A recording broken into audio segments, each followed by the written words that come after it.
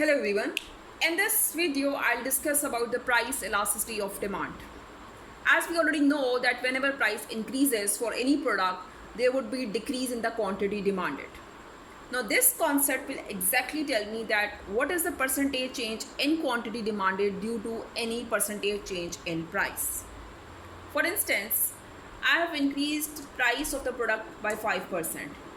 Now the quantity demanded would decrease either by 5% or more than 5% or less than 5%.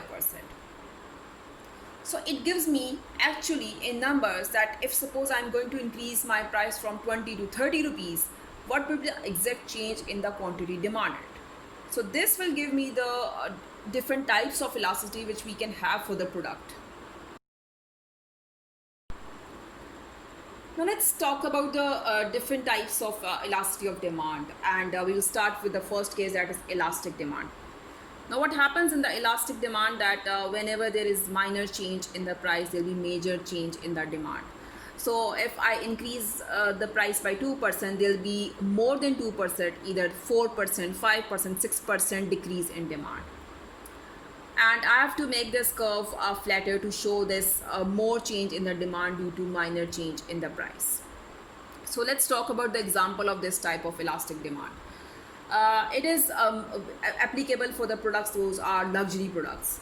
And you must have seen this and experienced this, that whenever there is any decrease in price, there will be a lot of people those start buying specific product because these luxuries, we look for this, that when the prices would decrease.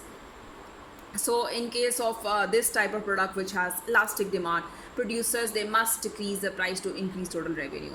So if their objective is to expand the market, to have more revenue so that they can have more profit, so there's always appropriate option to decrease the price.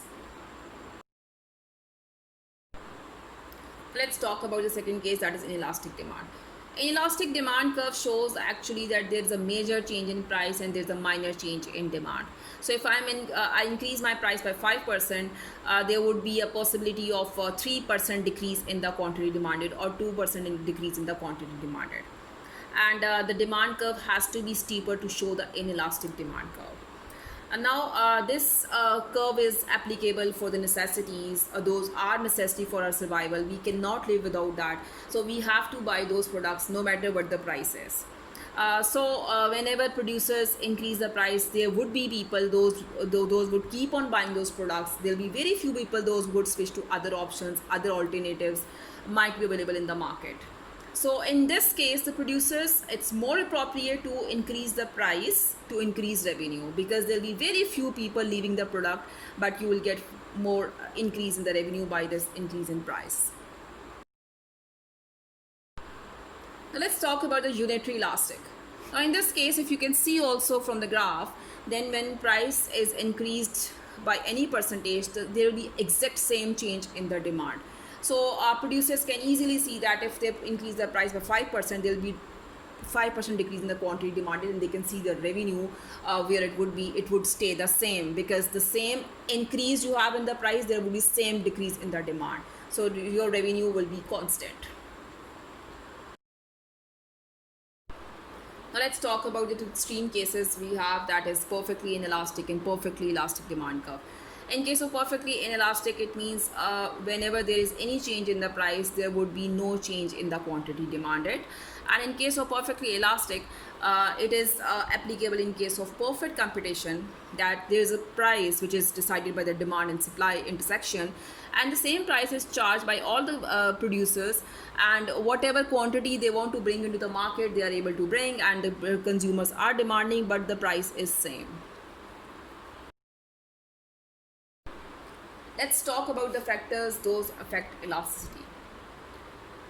On the basis of these factors, we can actually divide products, either it has elastic demand or inelastic demand. First one is number of substitutes.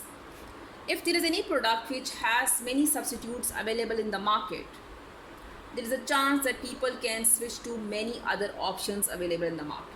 For instance, I am using specific brand of mobile, but there are 10 mobile options available in the market. So if there is any increase in the price, I know and I can easily switch to other options available in the market, which means more substitutes, elastic demand, because people have a lot of options. Second factor is percentage of income spent on the product. For instance, I take example of two products. One is the newspaper I get on the daily basis, and the other is petrol. Now I have to spend on average on newspapers 1,000 rupees per month. But for petrol, I have to spend 5,000 rupees per month, which means petrol is taking major part or major percentage of my income, but newspaper is taking just minor percentage of my income.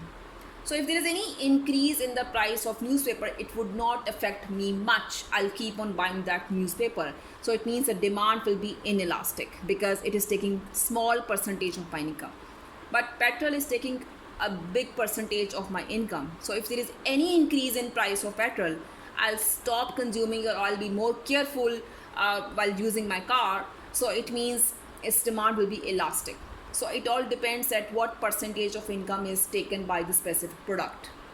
Third factor, cost of switching. Switching in terms of the quality we have to compromise, or the travel expense we have to bear to switch from one brand to another. If the cost is high, then there will be less possibility that we switch, and it means there will be inelastic demand. No matter what the change of price is, we still keep on buying that product.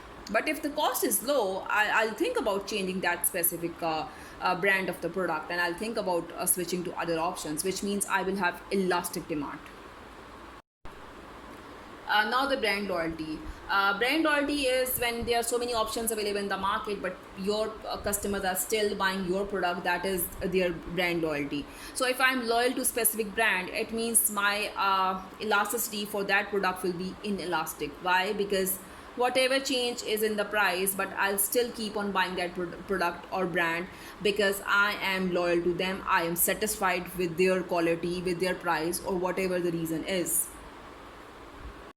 And this also makes sense that sometimes because of brand loyalty we have habit of consuming that specific brand, so we keep on buying that brand. It means our demand will be inelastic. About the nature of the product, now this I already discussed in when I was discussing types of elasticity, that either your product would be a necessity or luxury. So if it's a necessity, it means no matter what increase or decrease in price, you keep on buying that specific brand. So it means your demand will be inelastic. But if you are buying something which is luxury, it means you can stop buying that. There is no compulsion of buying that. So it means the demand will be elastic. There's any change in price, a lot of people would start or stop buying that specific product. In the next video, I'll discuss about the uses and the application of this concept of price elasticity of demand. Thank you for watching this video.